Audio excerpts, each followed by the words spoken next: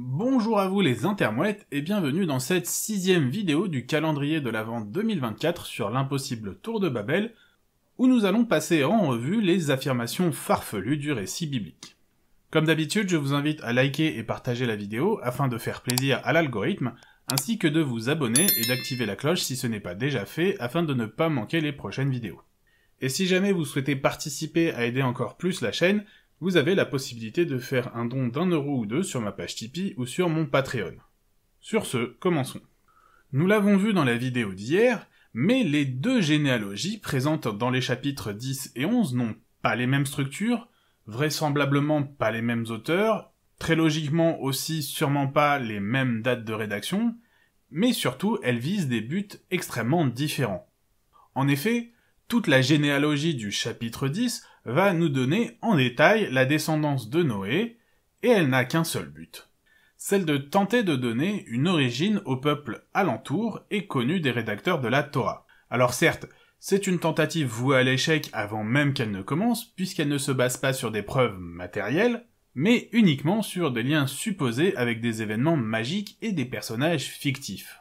Mais en soi, ça n'est pas un problème, car son but n'est pas d'être exact, juste ou vérifiable, comme on fait aujourd'hui en science, mais seulement de tenter de donner un sens au réel avec zéro contrainte liée à ce dernier. On peut voir ce but de manière parfaitement claire dans le personnage de Nemrod.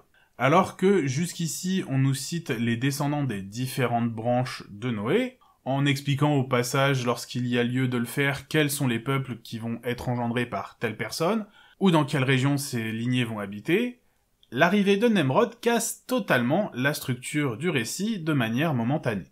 Alors que l'on nous donne, comme à notre habitude au verset 7 du chapitre 10, la liste des 5 enfants de Couche ainsi que ses petits-enfants, subitement, au verset 8, on nous ajoute un 6e enfant de Couche, sorti de nulle part, en nous précisant qu'il fut le premier des puissants sur la terre, quoi que cela puisse dire.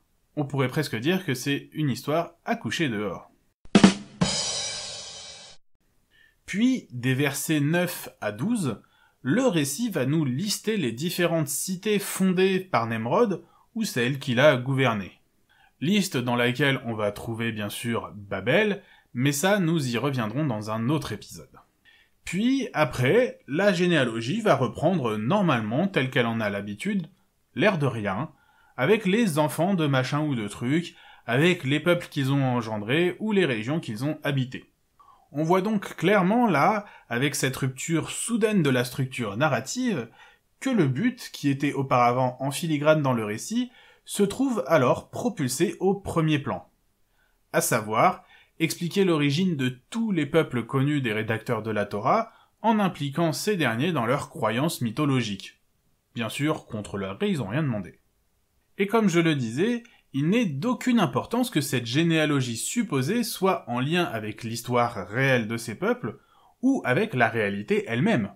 Car pour les rédacteurs de la Torah, qui rédigent ici un récit fabuleux et magique, les choses deviennent réelles à partir du moment même où elles sont énoncées ou prononcées. Comme les invocations magiques de leur dieu qui fait apparaître des planètes ou des êtres vivants par la simple parole, dans la tête des rédacteurs de la Torah, le fait de coucher sur le papier des liens entre les différents peuples avec le récit de Noé rend magiquement ce lien réel. Et ça les arrange d'autant plus que, comme ces peuples existent vraiment, si leur récit parle de ces peuples, alors c'est que le récit dit vrai puisque ces peuples existent. Et du coup, c'est un argument circulaire qui dit que le texte est vrai parce qu'il parle de trucs qui sont vrais et donc il est vrai, même s'il raconte n'importe quoi. C'est de la logique religieuse, vous pouvez pas comprendre. La seconde généalogie, quant à elle, au chapitre 11, va servir un but beaucoup plus simple.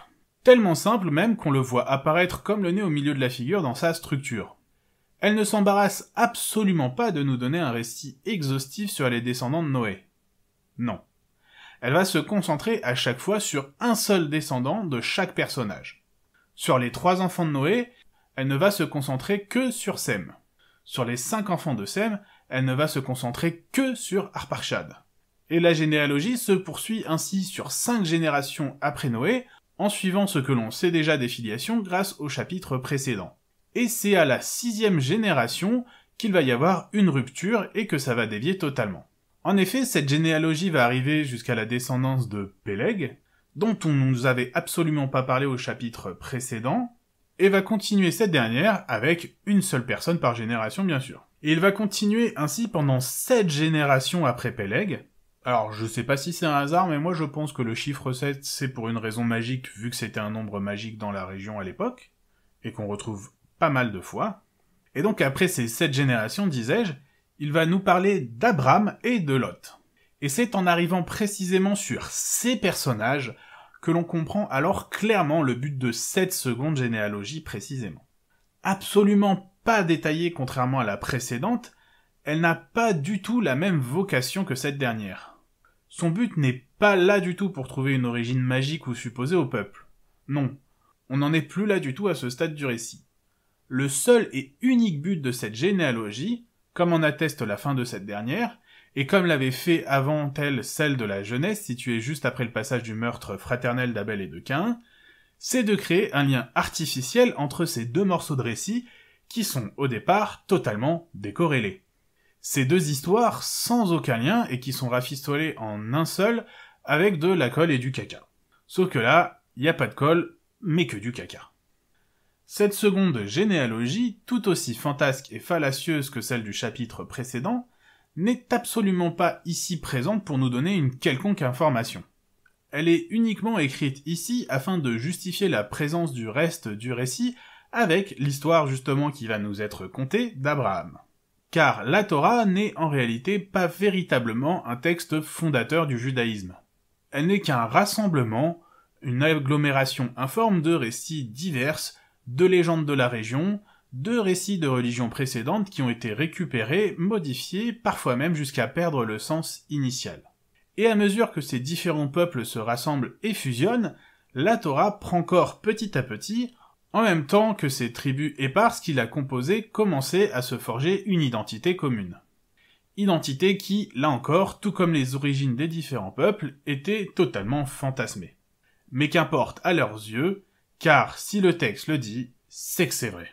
Car le texte dit toujours la vérité, la preuve, lui-même dit qu'il ne peut pas se tromper. Voilà, c'est donc la fin de ce 6e épisode du calendrier de l'Avent 2024 sur l'impossible tour de Babel. Avant de partir, prenez le temps de laisser un petit commentaire sous cette vidéo afin d'améliorer son référencement. Pas besoin d'écrire un roman, je vous rassure, un simple mot ou un smiley suffira amplement. Mais vous pouvez également prendre les devants en partageant cette dernière avec un maximum de personnes afin de la faire découvrir au plus grand monde. Et surtout, n'hésitez pas à la liker afin de me faire savoir ce que vous pensez de cette dernière. Vous avez également la possibilité de me suivre sur les réseaux sociaux où vous serez informé des épisodes à venir, et vous pouvez également me proposer des sujets que vous aimeriez voir traités ici. Bien sûr, si ce n'est pas déjà fait, je vous invite à vous abonner et à cliquer sur la cloche afin d'être informé des nouvelles vidéos et de ne rien rater de l'actualité de la chaîne. Je vous dis en tout cas à bientôt pour un nouvel épisode de Techniquement ce qu'il faut savoir.